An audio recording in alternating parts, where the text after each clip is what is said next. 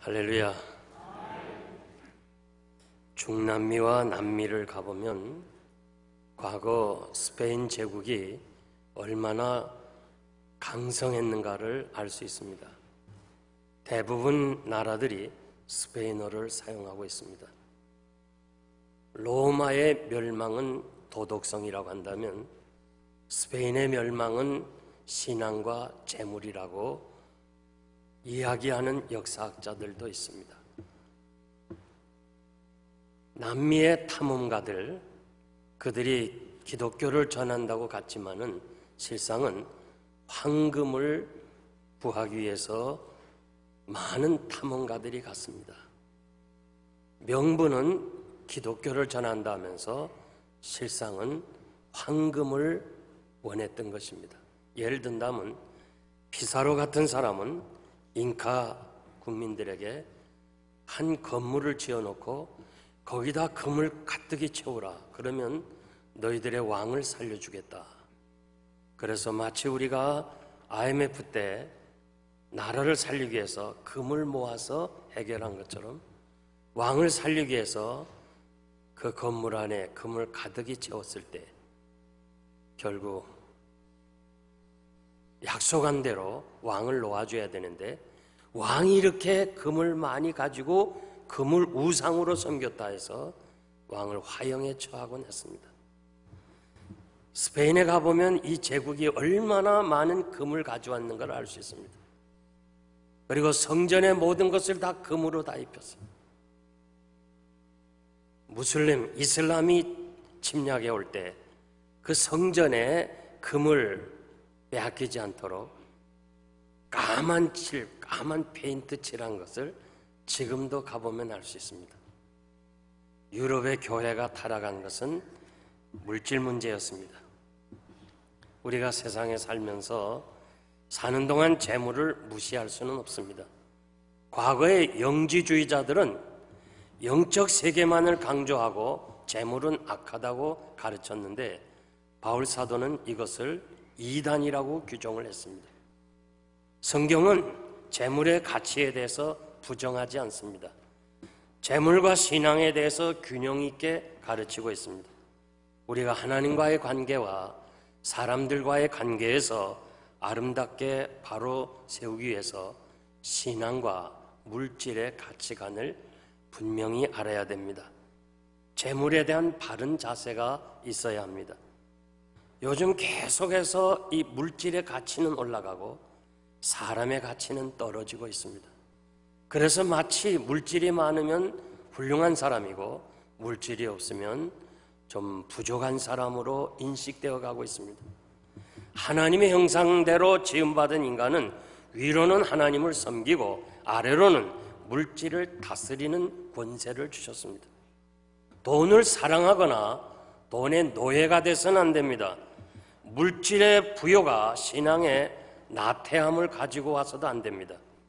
재물은 필요합니다. 그러나 재물에 대한 생각에 따라서 재물을 사용하는 것에 따라서 그분의 신앙과 인격이 달라지는 것입니다. 유대인 격언에 의하면 물질은 다스리라. 그러면 그 물질이 너에게 유일한 축복이 될 것이고 그렇지 못하면 너에게 폭군이 되어 너를 지배하게 될 것이다. 우리가 물질을 다스려야지 그렇지 않으면 물질이 우리를 지배한다는 거예요. 디모데전서 6장 17절 18절 말씀 보면 내가 이 세대의 부한 자들을 명하여 마음을 높이지 말고 정함이 없는 재물에 소망을 두지 말고 오직 우리에게 모든 것을 후히 주사 누리게 하시는 하나님께 두고 선한 일하고 선한 사업에 부하고 나누어 주기를 좋아하는 사람이 되라. 정함이 없는 재물에 우리의 소망을 두지 말라고 그랬습니다. 오늘 본문의 내용은 솔로몬의 영화와 그의 부귀에 대해서 기록되어 있습니다. 그가 얼마만큼 재산을 소유했으며 그가 얼마만큼 사치한 생활을 했으며 그 돈의 부요함을 통해서 그 신앙의 나태함을 우리들에게 교훈해 주고 있습니다. 11장에서 다음에 이제 우리가 상고할 11장에서부터는 솔로몬의 타락을 말씀합니다. 이 솔로몬의 타락하기 전에 10장에서 타락하는 이유에 대해서 우리들에게 교훈해 주고 있습니다. 그래서 오늘은 이 본문을 통해서 우리는 재물에 대한 어떠한 가치관을 가져야 되느냐, 이 문제에 대해서 말씀드리겠습니다. 첫째는 솔로몬이 소유한 재물입니다. 14절에서 15절 보니까 솔로몬이 1년에 국민들로부터 세금을 거둬들이는 그 돈과 무역을 통해서 얻어지는, 그리고 여러 나라들을 통해서 공물을 받아들이는 그러한 액수, 또 그러한 양을 우리들에게 가르쳐주고 있습니다. 세금이 666금 달란트다. 한 금 달란트가 당시에 노예를 1,400명에서 1,500명을 살 수 있는 돈이라는 거예요. 금 한 달란트가 노예를 1,500명 살 수 있는 돈이라면 666금 달란트는 노예를 얼마만큼 살 건가? 이건 계산하기 복잡하니까 그냥 많이 산다고 알면 됩니다. 그런데 어떤 사람들은 지금 계시록에 나온 짐승의 숫자 666하고 연계해서 해석하려고 그러는데, 열왕기서에 나온 숫자는 계시록에 나온 숫자처럼 그렇게 상징적인 의미가 없습니다. 글자 그대로 해석하면 됩니다.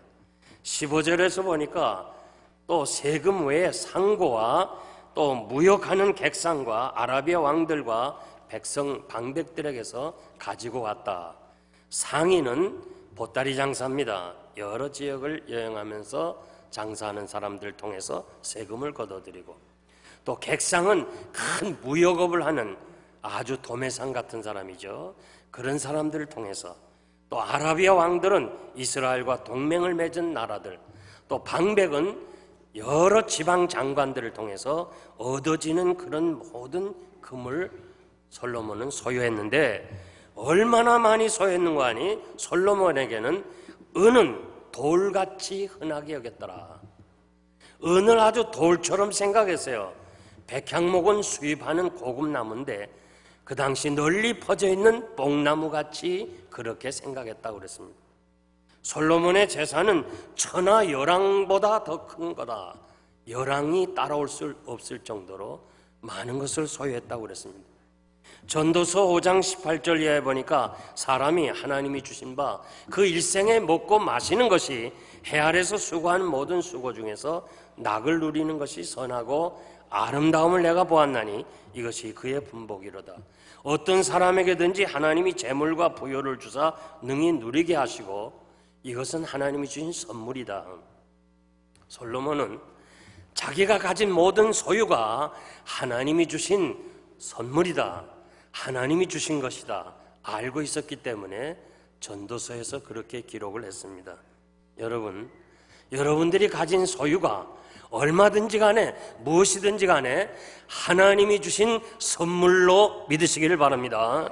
아브라함도 이삭도 야곱도 요셉도 부유하게 살았어요. 다윗도 늙어가면서 부유해졌더라. 그러면서 다윗이 이렇게 말합니다. 모든 부와 귀하게 되는 것, 모든 재산은 하나님께로부터 온다고 그렇게 고백을 했습니다. 하나님은 은도 내 것이요 금도 하나님의 것이라고 말씀합니다. 고린도후서 8장 9절 보면 우리 주 예수 그리스도의 은혜를 너희가 알거니와 부요하신 자로서 너희를 위하여 일부러 가난하게 되심은 그의 가난으로 인하여 우리를 부요케 하려 하심이니라. 우리 주님이 가난한 거 아니에요. 안 가난해요. 그런데 일부러 가난하게 되심은 우리를 부요케 하려 하심이니라.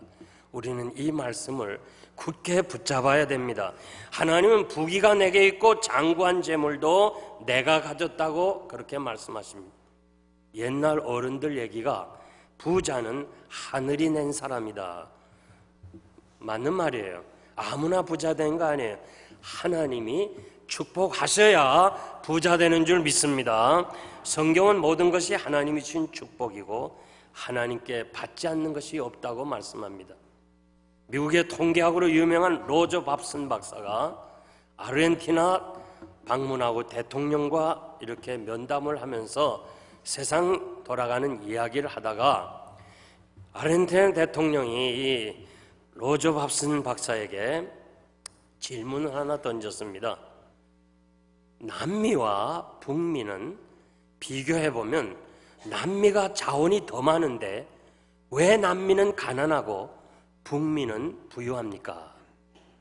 그럴 때 이 로저 밥슨 박사는 대답하기가 좀 궁색해서 혹시 각하께서 어떻게 생각하고 계시는 것 같던데 각하의 의견은 어떻습니까? 물어보니까 남미는 스페인 제국이 다스리면서 황금을 찾아온 사람들이 남미를 세웠고 북미는 신앙의 자유를 찾아 청교도들이 와서 신앙으로 나라를 세웠기 때문에 금도 있고 신앙도 있는 것 같습니다.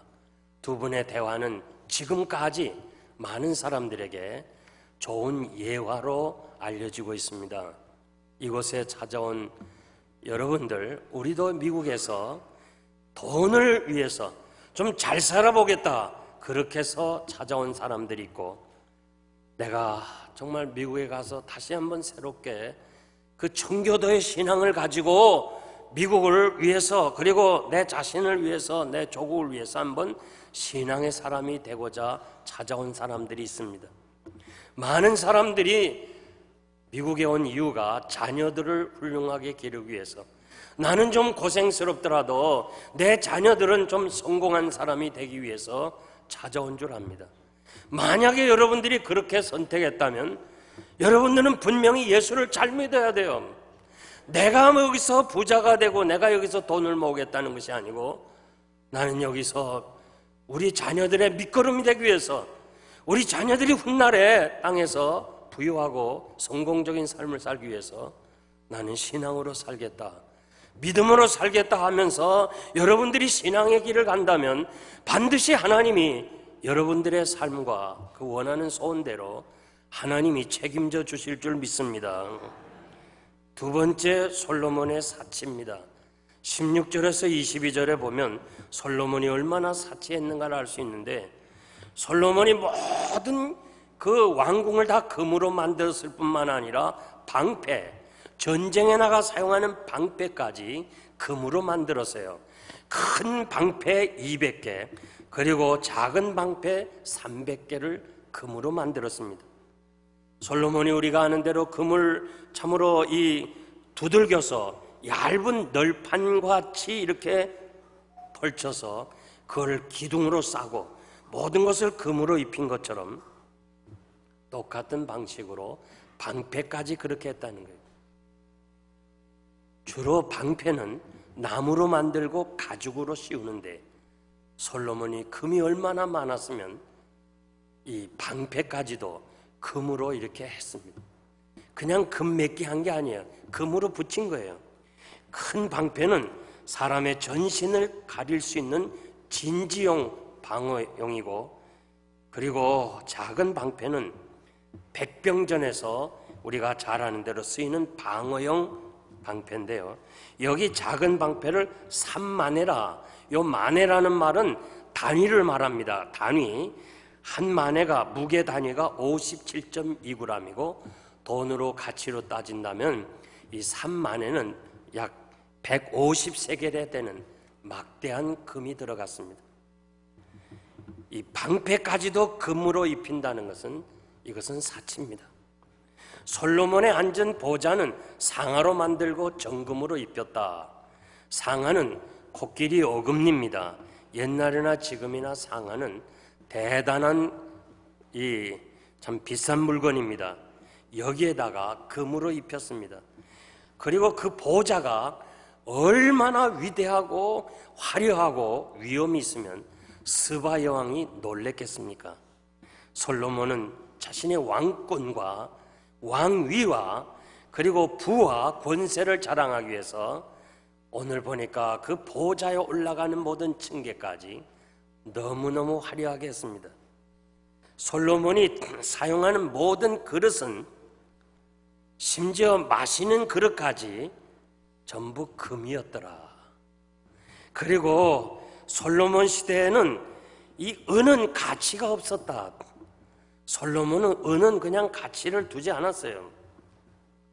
22절에 보니까 왕이 다시스 배들을 두고, 다시스라는 지역을 가리키는 것이 아니고 멀리 항해하는 배를 다시스 배라 그럽니다. 그 배를 두고 3년에 1차씩은 3년에 한 번씩 가는 것이 아니라 3년에 걸쳐서 항해해야 되는 아주 먼 바다를 가는 거예요. 거기 가서 금과 은과 상아와 잔나비와 공작을 실어왔더라. 잔나비는 원숭이를 가리킵니다.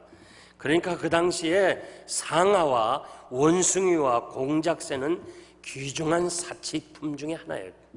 이런 것을 먼 인도양까지 가서, 인도양을 거쳐서 인도에 가서 이것들을 가지고 왔더라고 그렇게 주석가들이 해석하고 있습니다.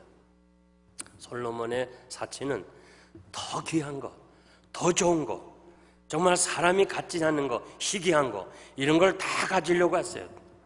왕의 그 부와 사치는 백성들에게 다 부담이 됐습니다. 솔로몬이 죽고 그 아들 르호보암이 왕이 되었을 때, 아들은 아버지 때 섬겼던 신하들을, 나이 많은 신하들을 불러요.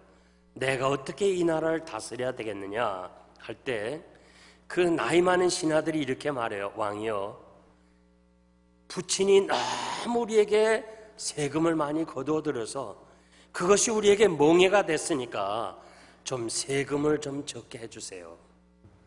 왕이 이렇게 사치하게 사는 것은 백성들에게 멍해가 되었던 것을 알 수 있습니다.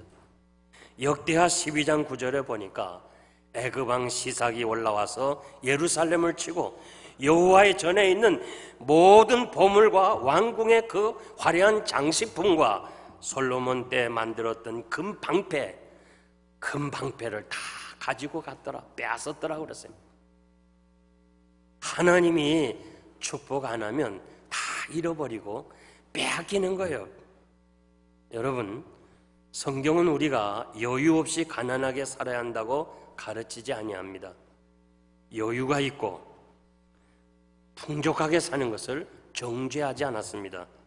그런데 사치하게 사는 것, 향락으로 사는 것은 금하고 있습니다. 세상의 사치와 향락에 빠지면 솔로몬처럼 하나님을 멀리하게 되는 것입니다.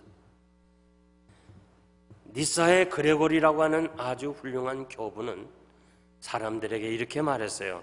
꼭 필요한 것들 외에는 관심을 가지지 마세요.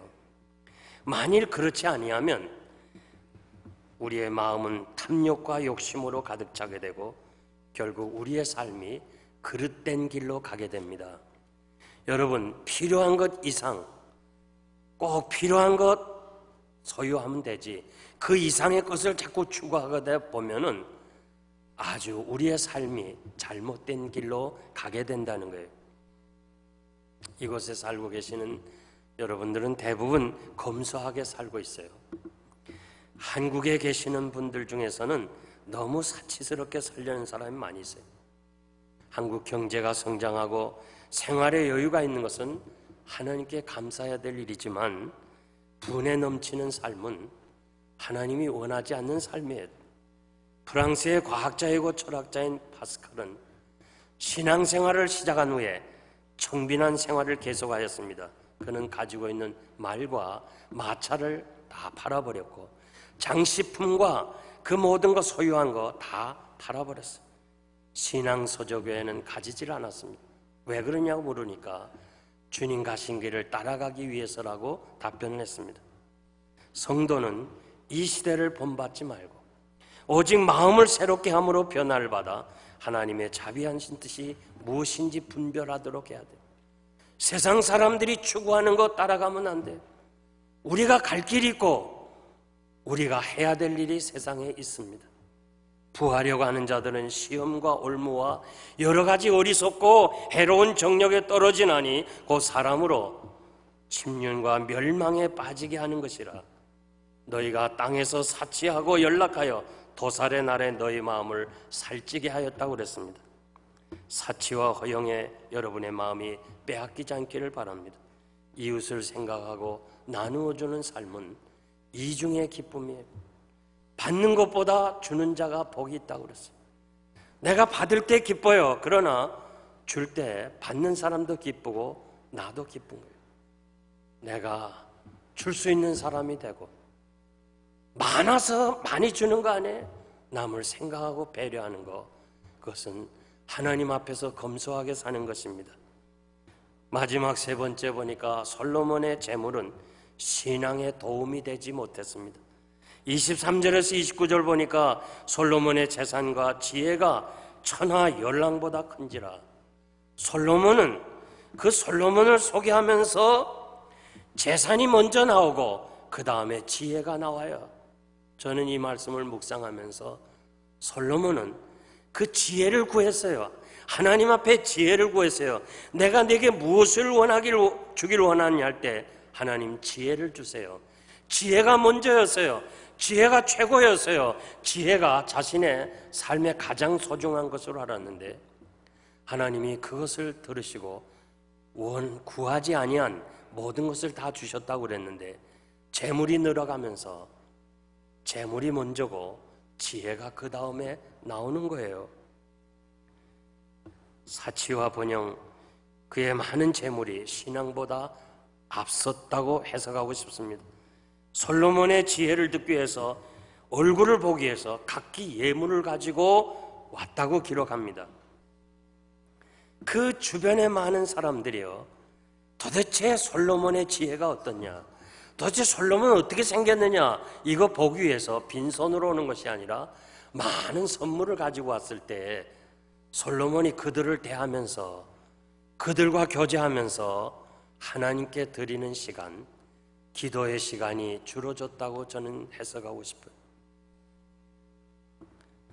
세상에 그 죄악된 사람들, 그 우상을 섬기는 사람들과 만나서 대화하면서 무슨 유익이 있었겠어요? 그의 신앙에 도움이 되었겠어요? 아니면 손해가 되었겠어요? 솔로몬이 26절에 보니까 애굽으로부터 말을 사들여서 병거대와 마병대를 조직하는 내용이 기록되어 있습니다. 이것은 강력한 군대를 확보하는 힘의 비결이었어요. 이러한 행동은 하나님보다 군대를 더 강하게 만들겠다고 하는 세상적인 풍속 앞에서 배워왔던 것입니다. 신명기 17장 16절 보니까 왕된 자는 말을 많이 두지 말 것이며 말을 많이 얻으려고 그 백성을 애굽으로 보내지 말라. 당시에 애굽의 말은 대단히 좋은 말들이었습니다. 벌써 모세를 통해서 말을 두지 말고 애굽의 말을 사러 가지 마라. 왜 그래요? 하나님만 의지하고 살라. 하나님만 의지하고 살라. 그것을 가르치기 위해서 귀한 말씀을 전했습니다. 솔로몬은 지혜로운 사람이기 때문에 잘 알고 있어요. 말씀을 잘 알고 있어요. 그런데 세상 사람들과 세상의 열왕들과 교제하면서 얻은 지식이 뭐예요? 세상 것이었어요. 세상 것으로부터 얻어지는 것은 죄악된 것이에요. 우리 신앙에 도움을 주는 게 아니에요. 역대하 9장에 보니까 똑같은 말씀이 기록되어 있어요. 제가 이미 말씀드린 대로 열왕기서는 포로 이전에 쓴 기록된 책이에요.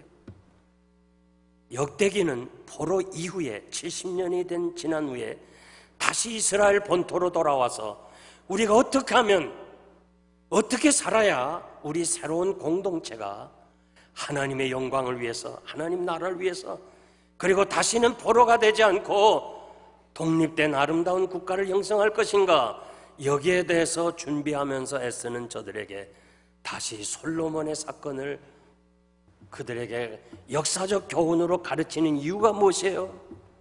과거에 솔로몬이 그렇게 많은 것을 소유하고 그 막강한 군대를 거느리고 그렇게 힘이 있었지만은 우리가 하나님의 축복하지 않으니까 결국 포로로 잡히지 않았느냐. 그것을 교훈하기 위해서 역대기에서 다시 교훈하는 거예요. 그렇습니다. 나라의 흥망성쇠는 하나님의 손 안에 있어요. 하나님이 축복하셔야 가정도 세워지고, 하나님이 축복하셔야 국가도 세워지는 줄 믿습니다. 주변의 나라들 강력한 병거와 마병의 부대, 이 부대가 있는 거 보면서 이 솔로몬의 마음속에는 하나님의 말씀이 자꾸 무시되어 가는 거예요. 하나님의 말씀을 저버리게 되는 거예요. 여러분들이 세상의 모든 것을 보면서 하나님의 말씀을 잊어버리면 안 돼요. 하나님 의지하는 것을 세상은 방향을 돌려서는 안 돼요. 나는 솔로몬의 부는 하나님의 명령을 잊어버리게 되고 자기의 힘과 능력을 의지하게 되었습니다. 이것을 저는 교만이라고 해석하고 싶어요. 군대의 힘을 의지하거나 자랑하게 될 때 하나님의 은혜를 잊어버리고 하나님의 능력을 포기하게 되는 거예요. 왜 하나님께서는 여호수아에게 가나안 점령에 앞서서 여호수아에게 이렇게 말해요. 가나안 점령을 하고 나서 전쟁에 이기면 말 뒷발에 힘줄을 끊으라. 말을 뛰지 못하게 하라는 거예요. 그리고 그 병거를 불살라버리라. 하나님의 은혜로 하나님이 주신 축복으로 전쟁에 이길 텐데 그 당시 병거는 오늘의 탱크예요. 탱크. 그리고 말은 대단한 무력의 힘이에요. 여러분들이 우리가 무슨 영화 같은 데 볼 때 말에서 위에서 싸우는 것과 밑에서 말 탄 사람하고 싸우는 건 비교가 안 되잖아요. 그런데 왜 하나님께서 그 말에 뒷발에 힘줄을 끊으라 했냐? 왜 병거를 불살라버리라 했느냐? 하나님만 의지하기 위해서, 새로운 땅에서 하나님만 의지하고 살도록 하나님께서 그렇게 말씀해 주었습니다. 전쟁의 이김은 하나님께 있습니다. 여러분, 교만은 범죄의 시작이고 완성입니다. 교만은 범죄하기 시작이기 때문에 그렇습니다. 하나님은 아내와 말과 부를 많이 소유하지 말라고 신명기 17장 이하에서 말씀했는데 세 가지가 다 솔로몬은 넘치도록 소유했습니다. 지혜의 왕이 하나님의 말씀을 모를 리가 없는데 교만이 결국 하나님의 말씀을 가리게 되고, 교만이 하나님의 말씀을 무기력하게 만들고, 교만이 하나님의 말씀을 떠나게 하는 것입니다. 우리가 하나님의 말씀을 무시하고 자신의 무엇을 위해 산다면 그것은 패망의 길을 가는 것입니다.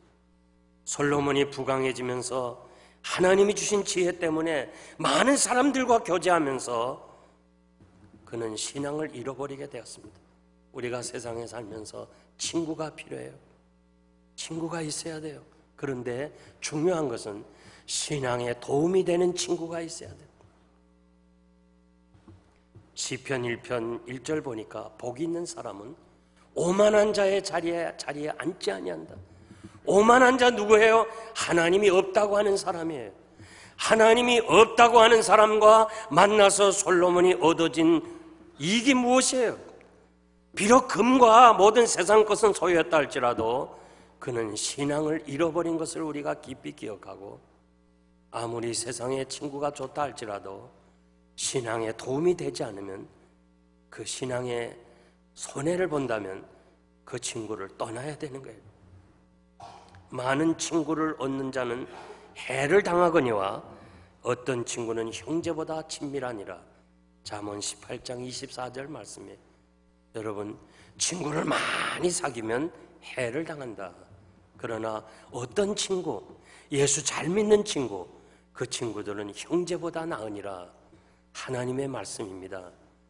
오늘 우리는 이 솔로몬의 부를 통해서 그의 신앙이 나태한 것을 보면서 하나님 앞에서 바른 길을 가는 여러분 되시기를 바랍니다. 이제 말씀을 맺겠습니다. 임진왜란 때 선조는 서울을 버리고 북으로 피난을 갑니다. 갑자기 피난을 가는 길에 준비가 없어서 왕이 이렇게 배가 많이 고팠습니다. 그래서 먹을 것이 없을 때 한 백성이 이 묵이라고 하는 생선, 정말 가난한 사람만 먹는 생선을 왕에게 주었습니다. 그 피난 시절에 그 생선이 너무 맛있어 가지고 그 생선을 보니까 배가 있는 그 분에는 흰 색깔이 돼 있어요. 그래서 이렇게 맛있는 생선을 묵이라고 부르지 말고 은어라고 불러라. 그래서 은어라고 불렀습니다. 이제 임진왜란이 끝나고 왕이 다시 귀환해서 평화를 누리며 모든 부를 다시 되찾았을 때 그는 피난길에 맛있게 먹었던 묵이 생각나가지고 수라상에 묵을 올리라고 그랬어요. 그래서 그 묵을 먹으면서 왜 이렇게 맛이 없냐? 그 피난길에 배고픈 시절에 그렇게 맛이 있었는데 왜 이렇게 맛없느냐? 이게 무슨 은어냐? 도로묵이라 해라. 그래서 도로묵이라고 그랬어요. 이걸 가지고 도루묵이라는 유행어가 나오게 됐어요. 우리가 무엇인가 열심히 일하고 정말 고생하면서 그렇게 무언가 쌓아놨는데 이게 그냥 하루아침에 다 없어져. 그건 도루묵이에요. 도루묵이에요. 우리 주변의 이민자들 중에서 그렇게 열심히 잘했다가 다 잃어버린 도루묵 된 사람 참 많아요. 사람이 가난할 때와 풍요할 때 마음가짐이나 처세가 판이하게 다릅니다. 우리가 병들었을 때, 가난할 때, 힘들었을 때 하나님 의지하고 기도하면서 매달리다가 하나님의 은혜로 축복을 받고 부유하게 되면 모든 것이 자기 공로인 양 착각하게 될 때 결국 교만하게 되고, 교만하면 마침내 하나님께서 거두어 가시는 거예요. 병들었을 때 기도해서 건강 얻었습니까? 건강할 때도 하나님께 감사해야 돼요. 가난하고 힘들었을 때도 하나님 의지했습니까? 하나님이 지금 부유한 축복을 주었습니까?